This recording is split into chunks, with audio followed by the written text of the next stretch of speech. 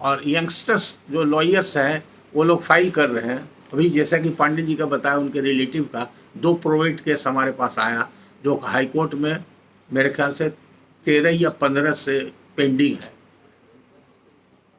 Hopelessly drafted. अगर उसको strictly देखा जाए तो वो रिजेक्ट हो जाएगा ऐसे ही, ड्राफ्टिंग उसका अकॉर्डिंग टू लॉ नहीं है। तो एक एक प्रोविजन इस एक्ट का बड़ा इंपॉर्टेंट है, उस पर ध्यान देना है। तो 2-3 बेसिक चीज है जो प्रोवेट के बारे में जान लीजिए। प्रोवेट जो है सूट नहीं, इसलिए सूट का जो भी प्रोसीजर सीपीसी में है इसमें अप्लाई नहीं करेगा। यानी कि डिसमिसल फॉर डिफॉल्ट, रिस्टोरेशन जो ऑर्डर 9 का है, कुछ नहीं अप्लाई करेगा। उसी तरह से प्लेंटिव डिफेंडेंट इसमें कोई नहीं होगा। और सूट क्यों नहीं है कि आप जानते हैं, suit is being filed on presentation of plaint, section 16 CPC. Suit file कराओ। अब प्लेंट क्या है, वो प्लीडिंग्स में डिफाइंड है, ऑर्डर 6 में डिफाइंड है, ऑर्डर 7 में लिखा हुआ है कि प्लीडिंग्स किसको कहेंगे, क्या क्या, what are the ingredients of the pleadings. तो ये तो सिंपल पिटीशन है, तो इसलिए ये सूट नहीं है। तो सूट का प्रोसीजर नहीं है, इसमें ना कोई प्लेंटिफ है ना कोई डिफेंडेंट है। होता क्या है कि लोअर कोर्ट में आजकल जो फाइल हो रहा है, किसी में डिफेंडेंट लोग बना देते हैं और किसी में नहीं डिफेंडेंट मिला तो स्टेट को बनाते हैं। इसमें कोई ना डिफेंडेंट होगा, ना अपोजिट पार्टी होगा, ना state is a party. Reference के लिए ऊपर में दिया जाता है in the state of deceased so and so. जो टेस्टेटर विल लिखता है, मर जाता है, तो वो जो प्रॉपर्टी छोड़ करके गया, that is called estate, ESTAT, estate. उसी स्टेट के लिए वो लीगेटी या एक्सक्यूटर कोर्ट में आया है, उसी स्टेट के लिए वो पिटीशन फाइल किया है कि हमको प्रोवेट दिया जाए या एले दिया जाए। इसलिए वो सिर्फ पिटिशनर होगा, ऊपर में रेफरेंस स्टेट का होगा, पिटिशनर का नाम होगा। जहाँ कहीं भी आपको इनिशियल स्टेज में मिलेगा सूट, आपके यहाँ उस तरह का सूट की तरह बनाया हुआ, तो आप उसको करेक्ट करवा दीजिएगा इनिशियल स्टेज में कि पार्टी हटाइए। और कुछ नहीं रहेगा, सिर्फ पिटीशन, सिर्फ petitioner, no other party, no other party. तो जनरल साइटेशन इसमें जैसे चर्चा होती है, सबने बना हुआ है, किसी ने नहीं कहा कि नहीं बना। देखिए, पहली बार अगर कोई बात सुनिएगा तो आपको ताज्जुब लगेगा, क्योंकि अगर 25 साल 30 साल से गलती कर रहे हैं। हमको याद है एडीजे का क्लास ले रहे थे, मेरे ख्याल से 5-6 साल पहले, पता नहीं उस क्लास में आप थे कि नहीं। एडीजे लोग का 5-6 साल पहले का याद है। कमिश्नर की बहाली होती है ऑर्डर 26 में, सभी लोग जानते हैं, और ऑर्डर 39 में होता है, कोई नहीं जानते हैं। जब हमने कहा तो 15 मिनट लोग बहस किए हमसे, तो हमने उनको एक घटना बताई। अभी पटना सिविल कोर्ट में एक एडवोकेट है, इज ए प्रैक्टिशनर, आज के तारीख में 45 साल के प्रैक्टिशनर हैं। संजोग से मेरे एक केस में वो मेरे जूनियर थे। ओरिजिनली वो क्लाइंट मेरा था, लेकिन लोअर कोर्ट हम जाते नहीं, वो काम करते थे। हमने ऑर्डर 39 में एक petition for appointment of commissioner लिखा, तो उसको उन्होंने कहा कि गलत है, ये हम इसको करेक्शन करेंगे। लेकिन मेरा क्लाइंट बहुत इंटेलिजेंट था और एजुकेटेड था, वो 1960 का साइंस ग्रेजुएट था। तो उसने कहा कि नहीं, सर का लिखा हुआ में आप कलम नहीं लगा सकते। तुरंत हमको फ़ोन लगा दिया और फ़ोन लगा के पूछा कि सर बोल रहे हैं कि इसमें गलती हो गया या स्लिप ऑफ पेन हो गया है सर से, या देखिए आपको हम बता रहे हैं reference, don't discuss this matter, आपको जस्ट पासिंग रेफरेंस बता रहे हैं। आप क्या देते हैं, आप सही देते हैं तो बोलने की जरूरत नहीं है। जो लोग नहीं जानते हैं उनके लिए हम कॉशन बता रहे हैं। अगर क्लास में कोई ऐसी बात है, लॉ अथाह समुद्र है, we are still student of law. आप कई घंटा रोज पढ़ते हैं, इस पर डिपेंड करता है आप कितना पढ़ के आप समझते हैं और उसको फिर कितना आपका आउटपुट है, कितना अप्लाई करते हैं। It depends upon all those things. तो जब कोई ऐसी बात है जो अभी तक आप नहीं सुने हैं या गलती करते आ रहे हैं, तो हमको यही जवाब मिला फ्लोर से, आपके ऑफिसर्स कलीग से मिला कि सर 30 साल से हम लोग यही करते आ रहे हैं, तो गलतियां करते आ रहे हैं। दे इंटर्ड इनटू डिबेट, हम एकदम गलती कर रहे हैं। जब लोकल इंस्पेक्शन होगा तो ऑर्डर 39 रूल 7 में होगा, और साइंटिफिक इन्वेस्टिगेशन का होगा तो ऑर्डर 26 रूल 9 में होगा। अब तब तक लास्ट तक उन्होंने कहा कि सर हम लोग गलती कर रहे हैं, हम गलत एकदम करते आ रहे हैं। जब तक उनको full bench judgment Patna high court का नहीं बताए, तब तक वो मानने के लिए तैयार नहीं हुए। हमारा ये कहना है कि हम जो कह रहे हैं दिस इज द लॉ, लेकिन हम इसको ऐसा नहीं कहते हैं क्योंकि I may be wrong on some point, क्योंकि आप भी कभी कभी ऐसा कुछ बताते हैं जो क्लास में आपसे भी हम सीखते हैं। एक इवन जूनियर ऑफिसर जो इंडक्शन कोर्स में आता है, नया जुडिशियल ऑफिसर, उससे भी बहुत कुछ सीखे। एक बार हमको एक हिंदी में नोटिस मिला, क्लाइंट का हिंदी हम आज तक नहीं जानते हैं, क्लाइंट का मुवक्किल उर्दू वर्ड है, उसका हिंदी हम नहीं जानते हैं। एक बैंक का, चूंकि बैंकिंग केसेज मेरा छोटा लड़का एडवोकेट है वो करता है, उसको दरभंगा से कोई वकील साहब नोटिस दिए, उनका हिंदी कच्ची कार होता है, कच्ची कार। हाँ, तो कच्ची कार हम सीखे हैं इसी क्लासरूम में। वो जुडिशियल मजिस्ट्रेट लोग, तो हम उन्हें पूछा कि आप कहाँ देखे हैं, तो वो कोई एक्ट बताया कि जिसमें लिखा हुआ है कॉन्ट्रैक्ट एक्ट में, ये कहाँ पर लिखा हुआ है, उसमें क्लाइंट इसका रहता है ना, उसमें लिखा हुआ कच्ची। और एक शब्द और है जो अभी हम भूल गए हैं। तो मेरा लड़का जो है वो इंग्लिश मीडियम का पढ़ा हुआ, उसने हिंदी नहीं समझा, वो कहा कि पापा जी इसका नोटिस का जवाब आप दीजिए, आप तो हिंदी समझते हैं। सब चीज़ हम समझ गए, जवाब भी दे दिया, लेकिन हमको क्लाइंट का हिंदी जानना था। तो हम क्लास में पूछे सभी लोग से कि आप लोग जानते हैं, तो तुरंत जवाब मिल गया। तो आदमी कहीं भी सीख सकता है, ओपन टू माइंड होना चाहिए और हमेशा ओपन टू कन्विक्शन होना चाहिए। तो जहाँ पर जो बात नहीं जानते हैं तो डिफिकल्टी होती है। आप कहा कि सभी लोग बना रहे हैं, तो आप एक शब्द में ही कह रहे हैं सभी लोग गलती कर रहे हैं। जैसे कि तेल पेरा रहे हैं, आटा पिसा रहे हैं, सब लोग जानते हैं कहाँ आटा पिसाया जाता है, लेकिन बोलचाल की भाषा यही है, बोलने वाला भी समझ रहा है और सुनने वाला भी समझ रहा है। तो इसका माने वो लीगलाइज नहीं न है। गेहूं मक्का कुछ पिसाया जा सकता है, तो आटा जब मोटा रह जाता उसको दोबारा पिसते हैं। यही हमको पता था कि हम करेक्ट करने के लिए ही बोले। आटा कई बार मोटा रह जाता उसको दोबारा पिसाया जाता, तब आटा भी पिसाया जाता। ऐसा नहीं, यही तो माइंड का एप्लीकेशन है। वही तो बात को भी पीसा जाता है, बात को भी पीसा जाता है। आटा क्या, बात को भी पीसा जाता है, जो बात है उसको भी पीसा जा सकता है। हाँ, ये सब तो काला कोट के ब्रेन का देन है।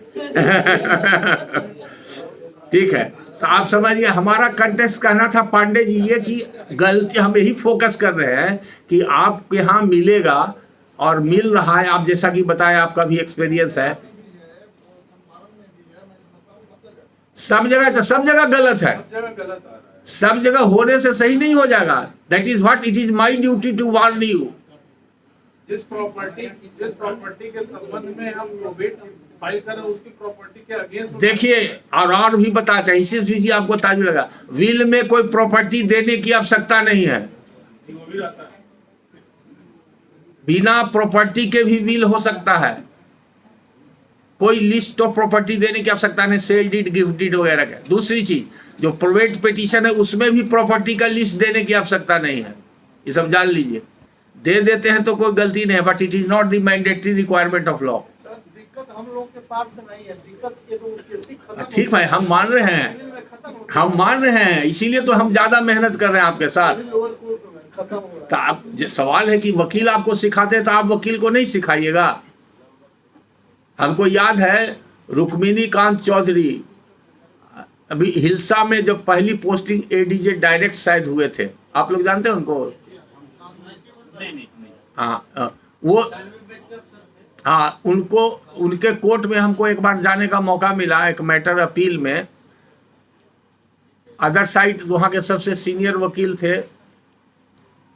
जो मेरे खिलाफ थे, हमारे पीछे में उन्होंने बहस कर दिया, कोई लॉ पॉइंट चकबंदी से मैटर था रिलेटेड, और जो हमको रिप्लाई का जूनियर ने बताया डेट, तो हमको जाने का मौका नहीं मिला।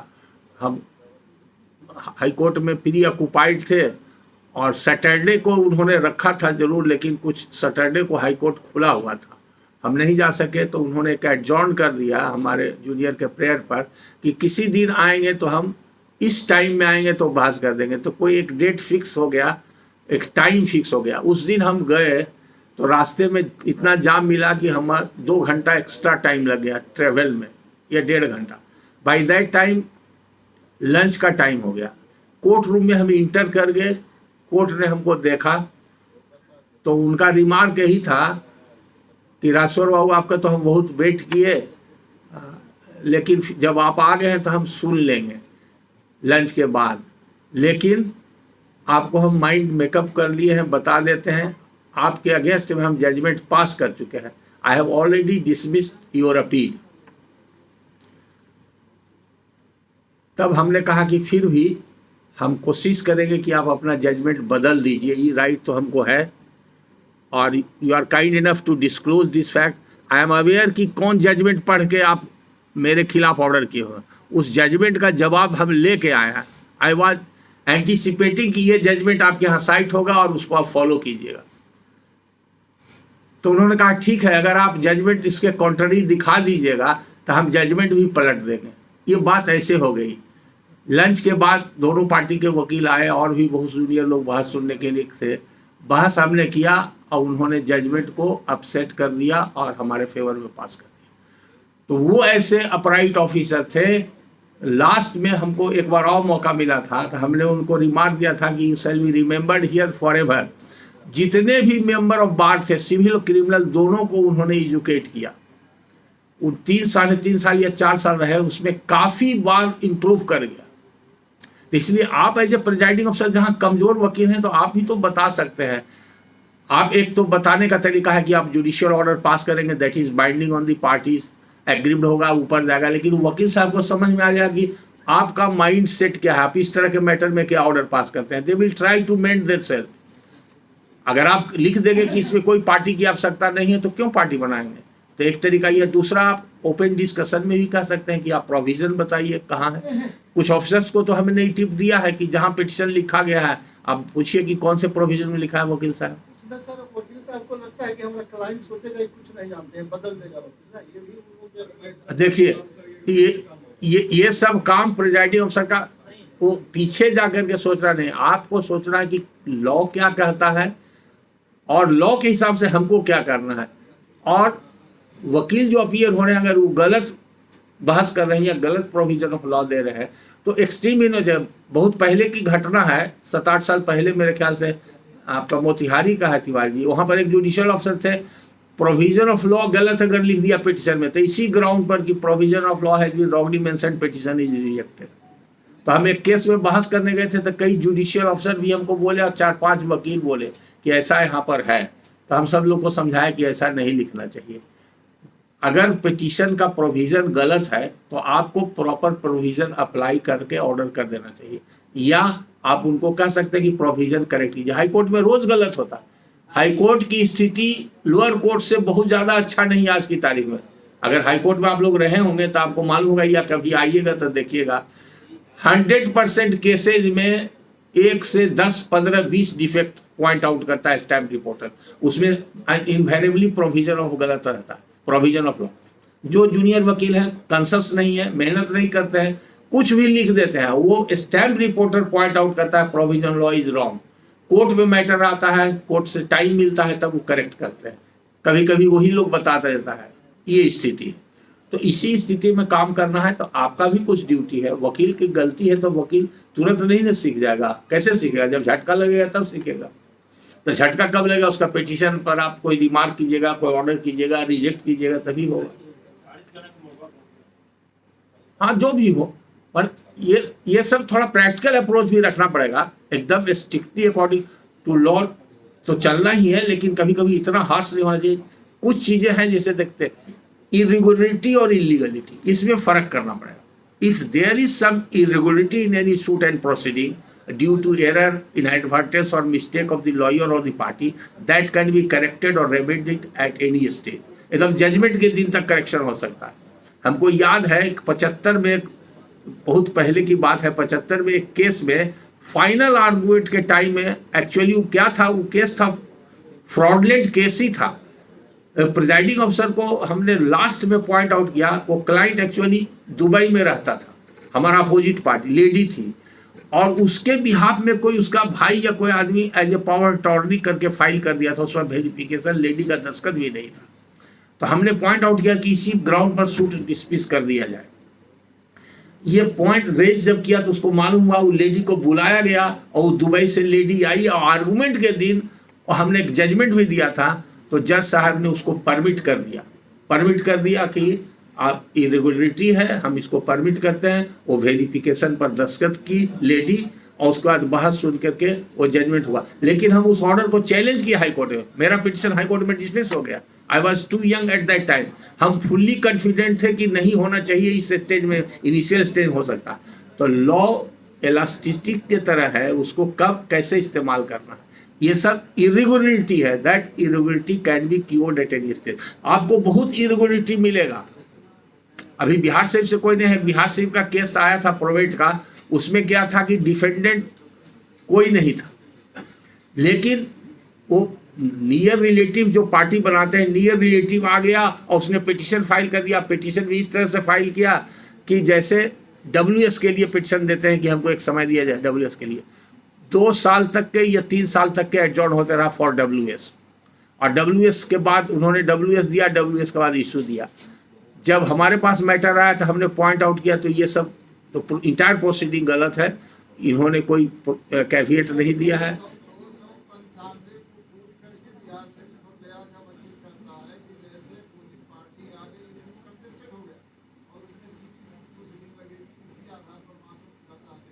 वो ठीक है, वो तो सेकेंड स्टेज है। आप पहला स्टेज में जो बोले थे वो ठीक है, दैट इज 295, वो भी बता देते हैं आपको। इस इनिशियल स्टेज की बात कर रहे हैं। Don't mixed up and confuse the matter, क्योंकि आप सबसे एक्सपीरियंस है, सीनियर है, आपको ज़्यादा मौका मिला है। तो जो नए अफसर हैं उनको हम क्लैरिफिकेशन के लिए बता रहे हैं कि वो लास्ट स्टेज में अगर कोई कंटेस्टेड हो जाता है तब 295 का था, वो भी फॉर लिमिटेड पर्पस। तो बीच में सीक्वेंस टूट जाता है। आप क्वेश्चन कीजिएगा तो हम बता देंगे कि क्यों होता है ऐसा, और उस पर डिसीजन भी लिखा देंगे।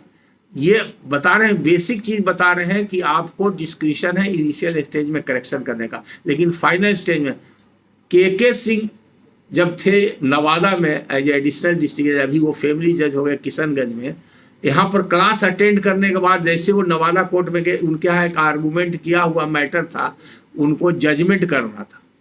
तो वो जजमेंट प्रोवेट केस में, प्रोवेट का पिटीशन था, प्रोवेट का प्रेयर था, लेकिन जो बताया गया था उसके हिसाब से वो नेम्ड एक्सिक्यूटर नहीं था। तो उनको कन्फ्यूजन हुआ, हमसे फ़ोन पर बात किए कि अब तो इसको हम डिसमिस कर देंगे, क्योंकि कुछ केस लॉ हम बताए थे कि प्रोवेट डिसमिस हो जाएगा और दूसरे कंटेस्ट में बताए थे, तो वो कंफ्यूज कर गए। तो हमने उनको कहा कि नहीं, अब इस स्टेज में ये लेटर ऑफ एडमिनिस्ट्रेशन ग्रांट होगा। तो उन्होंने कहा कि प्रोवेट का पीरियड हम कि उसे कुछ नहीं, तो कैसे ऑर्डर लिखे। तो हम उस फोन पर ऑर्डर, हमने operative part of the order dictate करा दिया कि शुरू में गलती से पिटीशन फॉर प्रोवेट फाइल हो गया है, नोबडी टेकन कॉग्निजेंस, न कोर्ट देखा न अदर साइड ने ऑब्जेक्शन रेज किया, लेकिन विल को एग्जामिन करने से पता चलता है कि अपॉइंटेड एक्सिक्यूटर नहीं है, इसलिए पिटीशन 276 में सही पड़ा है, लेटर ऑफ एडमिनिस्ट्रेशन ग्रांट होगा। Though prayer has been made for grant of probate, but in view of the provisions of section 222, probate cannot be granted. In the facts and circumstances of the case, let a letter of administration be granted. ये operative part उनको phone पर लिखा दिया। तो ये सब situation आता है, जब आप लोग अवेयर रहिएगा, कॉन्शियस रहिएगा, तो आप तुरंत उसको मोल्ड कर सकते हैं। तो पहला चीज होगा कि आप पार्टी नहीं होता है, कोई अपोजिट पार्टी नहीं होता है, ना डिफेंडेंट होता है, तब क्या ये स्टेज है। 276 में देखिएगा what is the requirement, difference क्या है 276 और 278 में। 276 के बॉडी में कहीं भी नहीं है कि आप पिटीशन के बॉडी में लिखिए who are the near relatives और heirs of the deceased testator. It is not the mandatory requirement, but 278 में है। तब अगर आजकल देख रहे हैं, अगर पार्टी नहीं बनाते हैं लोग, तो बॉडी में 276 में भी नियर रिलेटिव का नाम लिख देते हैं, तो उससे कोई गलती नहीं है। इवन एक बार हमने एक क्वेश्चन को रेज किया था हाई कोर्ट में, लेकिन जज साहब ने पंचायती कर दिया, कहा कि नहीं रहते दीजिए, रह दीजिए। स्टैम्प रिपोर्ट ने ऑब्जेक्ट किया था कि आपने, हम नहीं देते थे, किसी में नहीं देते थे। तो अब हम भी लिबरल हो गए, हम स्ट्रिक्टली अकॉर्डिंग टू लॉ चलते थे। लेकिन अब प्रोवेट केसेज बहुत ज़्यादा, सबसे ज़्यादा केसेज पटना हाई कोर्ट में मेरे पास है आज के तारीख में प्रोवेट केसेज। 90% हाई कोर्ट में केसेज जो पेंडिंग है वो मेरे फाइल का है, जितना केसेज है। इसलिए हमको रोज सामना करना पड़ता है, तरह तरह का बेंच में मैटर जाता है। तो एक बार इस पर हमने कंटेस्ट करने का कोशिश किया, रिपोर्ट वाज सो लिबरल कि छोड़िए ना सरो, आपका कहना सही है लेकिन दे दीजिए, पार्टी रहेगा तो अच्छा रहेगा, पार्टी दे दीजिए। अब पार्टी देने के बाद क्या डिफिकल्टी है लोअर कोर्ट में, ये भी जान लिया। अब मान लिए 4 नियर रिलेटिव का नाम दिया है, अब पिटीशन के हियरिंग के दौरान कोई नियर रिलेटिव मर गया या हियरिंग नहीं स्टार्ट हुआ है तभी मर गया नियर रिलेटिव, तो सब्स्टिट्यूशन आ जाएगा, उसका कोई सब्स्टिट्यूशन नहीं होता। इसीलिए जानना जरूरी है। तो पहले लॉ जानिएगा तब ने। तो 276 में लिखा हुआ है सब क्लाउज 1 2 3 4 5 में क्या क्या रहना चाहिए। नेम एंड एड्रेस होना चाहिए, जहाँ लास्ट एवोर्ड था टेस्टेटर का, और उसका डेथ कब हुआ, कहाँ डेथ हुआ, उसने विल लिखा जो लास्ट विल है, ये सब सर्टेन इंग्रेडिएंट्स है। लेकिन उसमें पिटीशन में नियर रिलेटिव्स का नाम लिखने की कोई आवश्यकता नहीं। ये तो होगी कानून की बात जो सेक्शन कहता है, लेकिन प्रैक्टिस में अगर कोई लिख के दे देता है पिटीशन में, तो इट मे बी इरेगुलरिटी और इट मे बी बेनिफिशियल और एकोमोडेटिव फॉर द कोर्ट, कि ताकि तुरंत नोटिस वगैरह जाएगा तो आसानी रहेगी। तो लिखना गलती नहीं है, लेकिन लिखना लॉ का रिक्वायरमेंट नहीं। ये डिस्टिंक्शन समझिए तो आप अकॉर्डिंगली हैंडल कर सकते हैं। लेकिन 278 का पिटीशन है, यानी कि ये है विदाउट विल, तो वहाँ पर मैंडेटरी है, नहीं तो पिटीशन रिजेक्ट हो जाएगा, वो मैंडेटरी रिक्वायरमेंट है। उसी तरह से प्रोवेट का वेरिफिकेशन होना जरूरी है, जैसे सिविल सूट में होता है वेरिफिकेशन, उसी तरह से वेरिफिकेशन होना जरूरी है।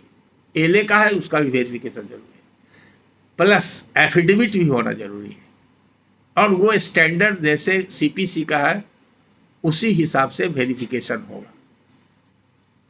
उसके अलावे वेरिफिकेशन एक अटेस्टिंग विटनेस का होना चाहिए और उसका फिर एफिडेविट होना चाहिए, तब पिटीशन कंप्लीट है।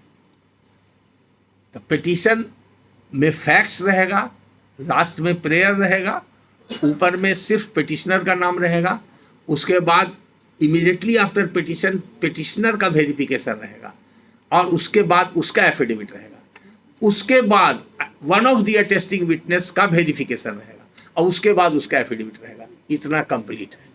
शेड्यूल ऑफ लैंड देने की आवश्यकता नहीं, इसलिए कि उसका अलग से प्रोविजन है, और वो प्रोविजन है 19 clause I of the court fees act. वो विल में भी शेड्यूल रहेगा तो कोई हर्ज नहीं है, विल में नहीं। हाँ, बताते हैं, बहुत अच्छा क्वेश्चन आपने किया है। अगर हम लिख देते हैं, अगर हम विल लिख देते हैं कि मेरी जो भी प्रॉपर्टी है सी को मिलेगी, it is good and valid will. अब सी प्रोवाइड करेगा कि हमारा कौन कौन प्रॉपर्टी था, और वो देगा, उसके लिए स्टेज है। अगर पिटीशन देने के समय पता चल गया तो पिटीशन में भी दे सकता है, देना कोई गलती नहीं है और नहीं देना भी कोई गलती नहीं, वो मैंडेटरी रिक्वायरमेंट नहीं है, ये समझ लीजिए। तो 19 कोर्ट फीस का वो चैप्टर जो है लोग नहीं समझते हैं, नहीं देखते हैं। कभी कभी सर पार्टीशन बैठा है, दो भाई के बीच में पार्टीशन, एक भाई ने कहा कि हम आधा प्रॉपर्टी विल करते हैं। हाँ, पार्टीशन तो हुआ नहीं है, ये सर्टेन नहीं है कौन सा प्रॉपर्टी किसका है। देखिए, ये सवाल तो आप बाद में पूछते, लेकिन अभी पूछ दिए तो बता देते हैं। यहाँ पर बुक नहीं है, section 30 Hindu succession act note कर लीजिए, ये बहुत बेसिक चीज़ है, आपको पता नहीं है। सेक्शन 30 वो सब कुछ कर सकता है। अनडिवाइडेड प्रॉपर्टी का गिफ्ट और विल पहले नहीं होता था। That after passing of the Hindu succession act any co-partner may dispose of his property to the extent of his share by testamentary disposition. उसके लिए स्पेशल सेक्शन ही बना दिया गया, सेक्शन 30 हिंदू सक्सेशन एक्ट। वो अलग क्वेश्चन है, अभी हम जहां पर हैं उससे आप दूसरे तरफ डाइवर्ट कर गए। हमारा फोकस था कि पिटीशन का रिक्वायरमेंट क्या है, उस कंटेक्स्ट में बता रहे थे। तो सेकेंड स्टेप होता है कि अब कोर्ट फीस जिसको कहते हैं, जिसको ड्यूटी मनी बोला है, उसके लिए एक अलग एक्ट है, उसका नाम है एस्टेट ड्यूटी एक्ट। तो एस्टेट ड्यूटी एक्ट के प्रोविजंस के हिसाब से उसको ड्यूटी मनी लगती है जो डिसीज्ड की प्रॉपर्टी का हकदार बनता है बाई टेस्टामेंट्री डिस्पोजिशन। उसकी लायबिलिटी है टू पे, लेकिन वो पर्सनल नहीं देगा।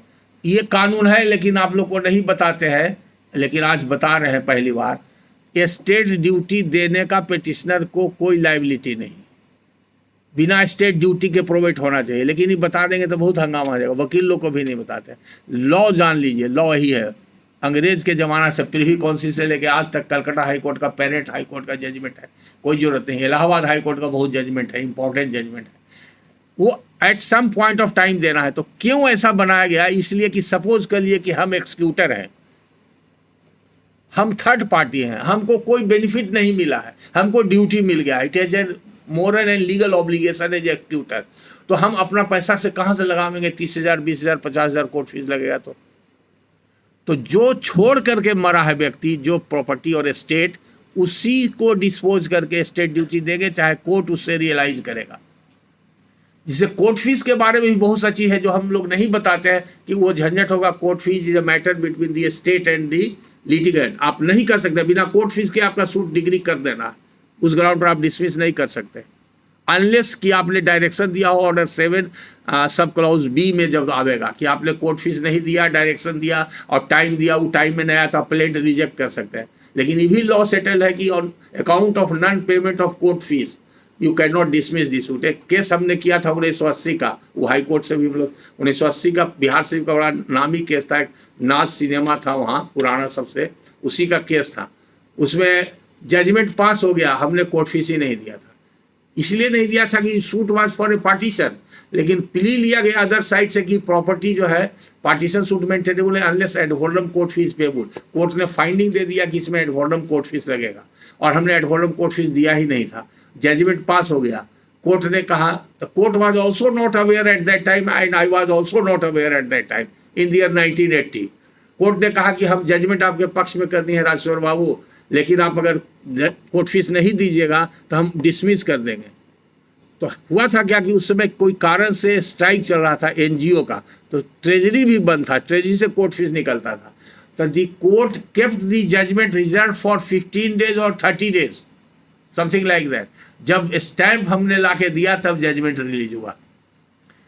तो सुप्रीम कोर्ट 1961 में ही कह चुका है कि the court can not interfere in the matter of court fees. लेकिन ये सब जजमेंट बताते नहीं है, ना वकील को बताते हैं ना आप लोग को, कि स्टेट का हैम्पर करेगा। प्रोसीजर है उसका कि as a land revenue government collector will realise it. अगर आप कोर्ट नहीं दिया तो आप कलेक्टर को इन्फॉर्म कर दिए, उसके लिए कोर्ट फीस एक्ट में प्रोविजन है, वो रियलाइज कर लेगा।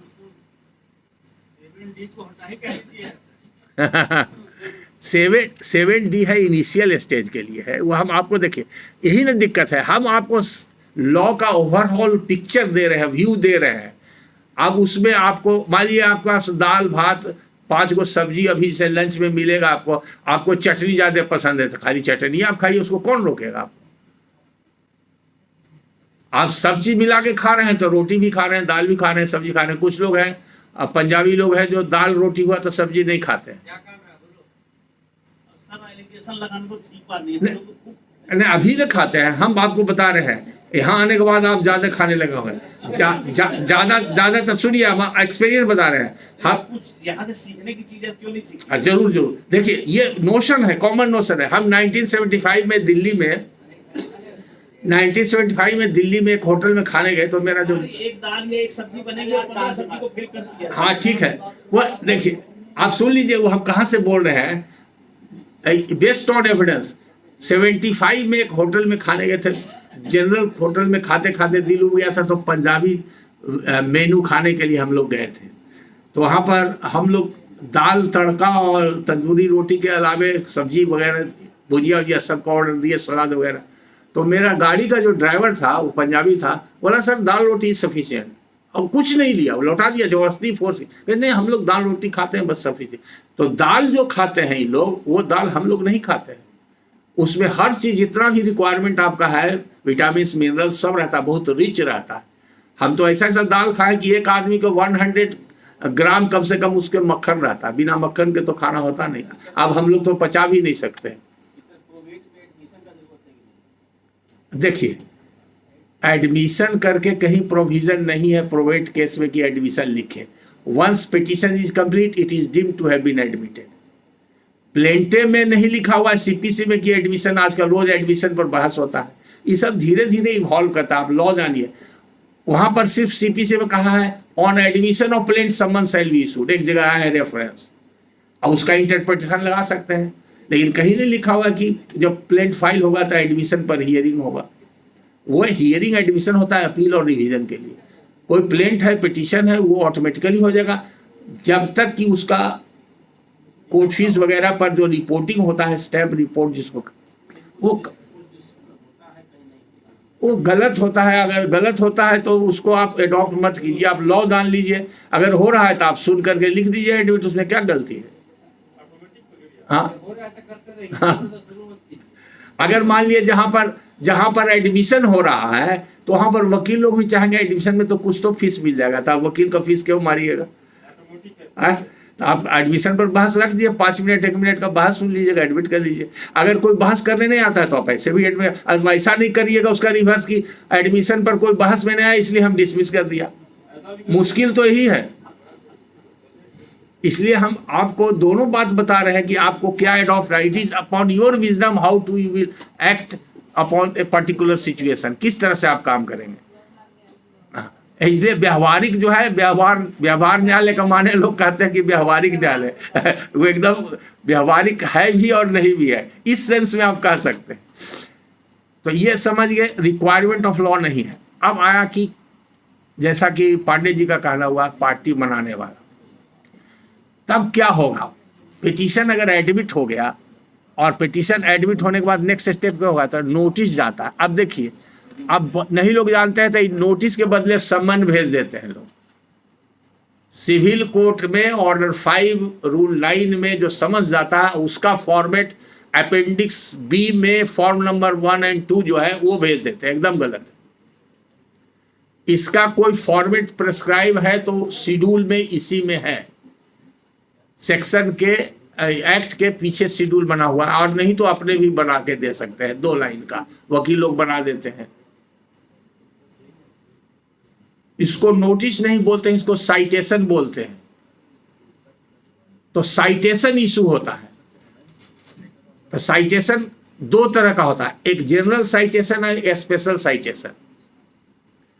अगर आपके यहाँ नियर रिलेटिव का नाम दिया हुआ है 276 में भी, जो कि मैंडेटरी रिक्वायरमेंट नहीं है, तो नोन पर्सन है, आपको आसानी होगा, उनको आप रजिस्टर्ड पोस्ट से नाम के हिसाब से इंडिविजुअल साइटेशन भेज सकते हैं। That is called special citation. Special मतलब स्पेसिफिक पर्सन हो गया, और जहां पर कोई नाम नहीं, कुछ पता नहीं, तो एक जनरल साइटेशन जाएगा, यानी आम जनता को जाएगा कि किसी को कुछ कहना हो तो आके कह सकते हैं या वाच कर सकते हैं। इसलिए कि judgment passed by a probate court is a judgment in rem, it is binding against the whole world. तो उसी तरह से, उसी प्रिंसिपल पर any person has right to see and watch the proceeding, इतना तक राइट है। इसके लिए दिया जाता है आइए आप वॉच कीजिए, उसके आगे उसको राइट नहीं है। उसके फर्दर राइट के लिए चाहिए कैविएट। जो आदमी अपोज करना चाहता है उसका एंट्री गेट है कैविएट। जैसे अभी क्लासरूम से मैडम आई, डोर बंद था, इनको डोर खोलना पड़ा। अगर अंदर से बोर्ड रहता तो इनको रिंग करना पड़ता और कोई खोलता तब आती। तो उसी तरह से जो प्रोसीडिंग है प्रोवेट का, वो क्लोज डोर है, कोई भी आदमी उसमें इंटर नहीं कर सकता है, थर्ड पार्टी हूसोएवर में भी। एंट्री के लिए गेट बना हुआ है, और वो गेट क्या है, कैविएट। कैविएट क्या है, एक कैविएट 148A CPC में आप जानते हैं, वो सूट फाइल होने के पहले एडवांस में अगर किसी व्यक्ति को पता चलता है कि हमारे खिलाफ कोई सूट फाइल कर रहा है, तो caveat, it is an advance notice to the court that if any matter is being filed और taken up against me, no order be passed unless I have been given an opportunity to hear. तो इसके लिए caveat है। लेकिन वो caveat, ये caveat में अंतर है।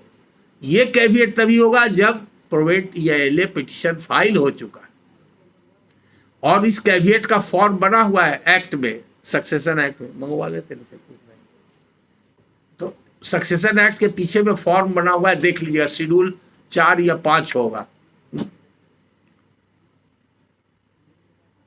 उसमें कुछ नहीं, एक लाइन का है, let the caveator be heard before passing any order, इस तरह का है मजमून उसका, एक लाइन का, कि हमको सुन के कोई ऑर्डर किया जाए।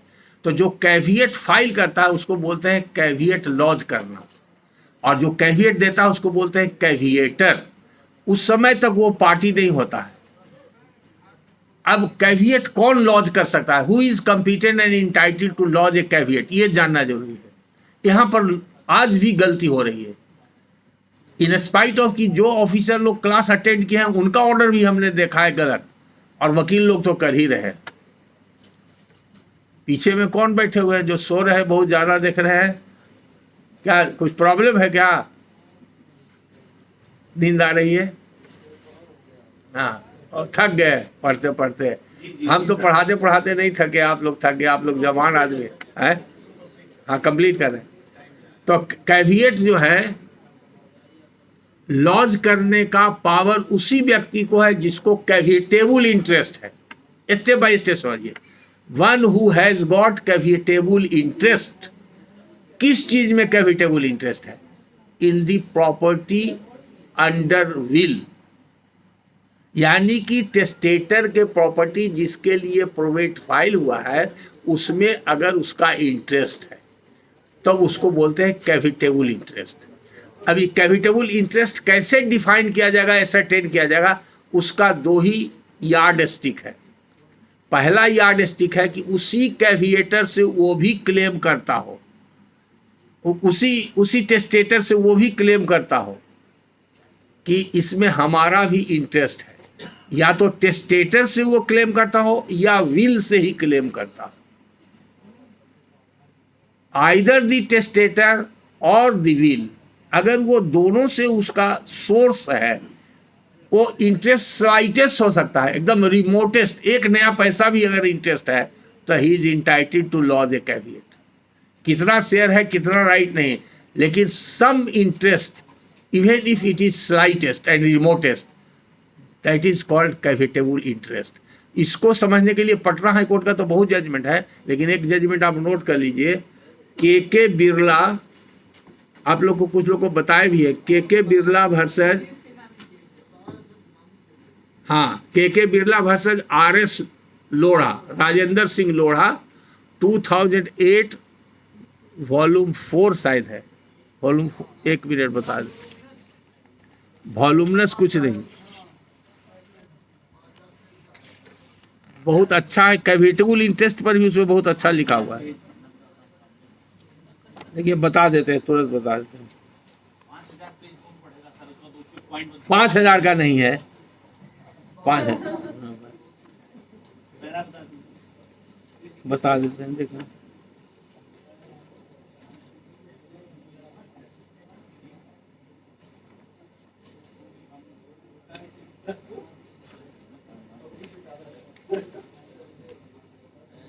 आप नेट से खोज सकते हैं, पार्टी से कोई, तब तक के खोज लीजिए जल्दी में।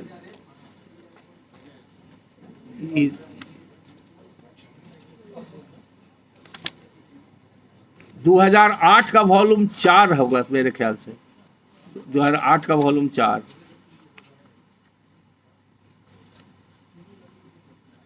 पार्टी के नाम से खोजिए तो आप तो इतने स्मार्ट ऑफिसर लोग, स्मार्टफोन है, तुरंत मिल जाएगा, नेट पर डालिए ना, पेज मिल जाएगा। 2008 का के बिरला वर्सेज RS लोढ़ा डालिए, मिल आ जाएगा। मैडम आप देख सकते हैं, निकालिए। हाँ देखिए, कैविएटेबल,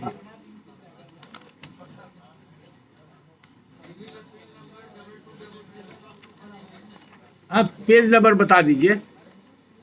हाँ, क्या बात है भाई, आप 5 मिनट से ही रुक सकते थे आप लोग, 5 मिनट रुकिए, अब बहुत इंपॉर्टेंट बात बताने जा रहे हैं। हाँ, आपसे ज़्यादा हड़बड़ी हमको है, इसलिए कि हमको भी हाई कोर्ट अटेंड करना है, अभी ये निकाल के आपको दे रहे हैं। तो कैविएट लॉज अगर हो गया, कैविएटेबल इंटरेस्ट 2008 वॉल्यूम 4 SEC 300 बता दीजिए, लिखा दीजिए। हाँ 2008 4 SEC 300। हाँ ठीक, थैंक यू। ये पढ़िएगा, पटना हाई कोर्ट का भी बहुत सारा जजमेंट है, टाइम नहीं है तो भी लिखा देते। वो कैविएटेबल इंटरेस्ट हम समझा दिए, फिर आप लोग खोज लीजिएगा, समझ लीजिएगा। अब कैविएटेबल इंटरेस्ट अगर है, कैविएट लॉज हो चुका है, तो यहाँ भी जान लीजिए कैविएट लॉज करने का भी लिमिटेशन है। ये नहीं कि 10 साल 20 साल के बाद आकर के कोई कैविएट लॉज कर देगा। अगर बिना कैविएट के कोई पार्टी अपीयर करता है, ऑब्जेक्शन देता है, वकालतनामा देता है किसी भी कैपेसिटी में, तो इमीडिएटली उसको रिजेक्ट कर दीजिए, you have no locus standing. अभी वैसा ही एक केस बिहार शरीफ का मैंने चैलेंज किया है कोर्ट में, 5-7 साल तक चलते रहा, WS दिया, इशू दिया, as if it is a title suit, एकदम रॉन्ग प्रोसीजर। अब कैविटेबल इंटरेस्ट के बाद उसको आप परमिट कीजिएगा तो वो कैविएटर से वो ऑब्जेक्टर बन जाएगा। अब वो कैविएट में क्रक्स क्या है, एक लाइन का कैविएट इज नो कैविएट, उसको सुना जाए तो उसका कुछ आधार होना चाहिए, नहीं तो वो आधार क्या है, उसको ये बताना होगा कि हमको कैविटेबल इंटरेस्ट है। तो कैसे बताएगा, तो वो कैविएट का जो फॉर्म है उसी फॉर्म में वो डिटेल से बता सकता है, एक तरीका। दूसरा है कि कैविएट, एक लाइन का कैविएट का फॉर्म, उसमें 50 रुपया कोर्ट फीस लगता है, लोग नहीं देता है, वो कोर्ट फीस भी चाहिए और लिमिटेशन के अंदर होना चाहिए, 3 इयर्स लिमिटेशन है उसके लिए कैविएट। तब जो कैविएटेबल इंटरेस्ट का फैक्ट है वो फैक्ट कहीं तो लिखेगा और वो फैक्ट वेरीफाइड एंड एफिडेविटेड होना चाहिए।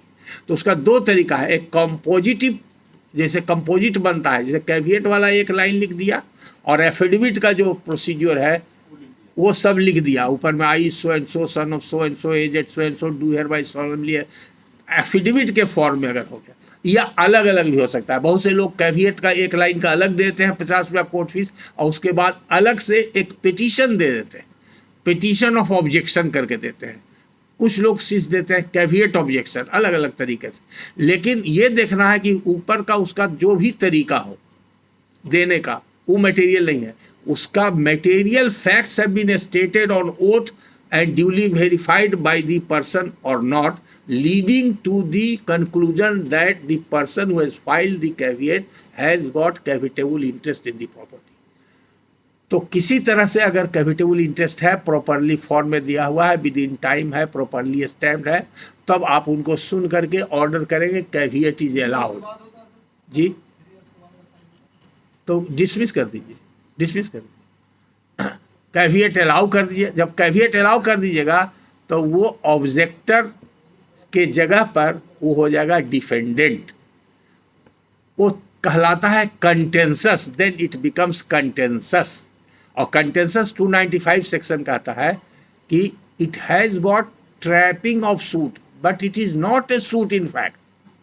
इसे सूट तो कभी हो ही नहीं सकता, जिसका इनिशिएशन सूट में नहीं हुआ, जिसमें प्लेंट है ही नहीं है, तो वो for the purpose of deciding the question in issue involve in the probate case, वो प्रोसीजर पर्पस के लिए कि कैसे गवाही होगा, वहाँ इशू बनता है तो यहाँ पर भी इशू बनेगा, whether the will is valid genuine.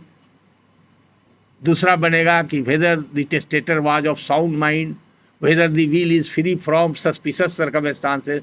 3 point है जो देखना रहता है, उसके लिए section 63 Indian evidence act read with section 68 Indian evidence act, ये 2 सेक्शन नोट कर लीजिएगा, उसके हिसाब से उसको डिसाइड करना पड़ता है।